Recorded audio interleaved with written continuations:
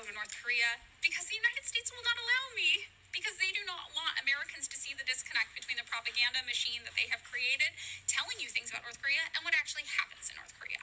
I'm Aspen, and I am an American citizen who traveled to North Korea in July of 2015.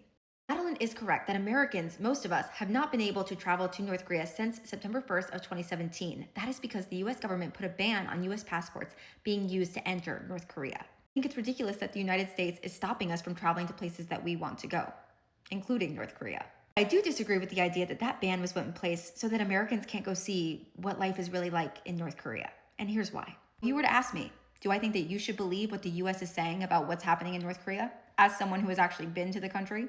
I would tell you yes. When I was in North Korea, I was told flat out, do not bring up South Korea. Do not say anything negative about the great leaders. Don't ask too many questions. The week that I was in North Korea, I lived in complete darkness, just like the North Koreans do. No access to the World Wide Web, no access to information of what was going on outside of the borders. And honestly, didn't really understand what was even happening in North Korea.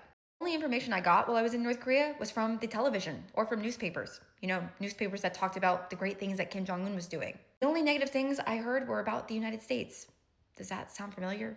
That we talk negatively about North Korea and they talk negatively about us. So yes, while we can agree that there are things that are propaganda and exaggerated about North Korea in the United States, it is still not a good place to be. North Koreans are not free. Koreans don't live in total darkness because of the United States. North Koreans aren't being kept off the internet and the World Wide Web by the United States.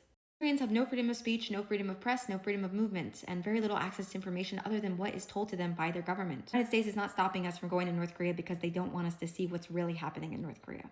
Because I really did see what was happening in North Korea, and it's not good.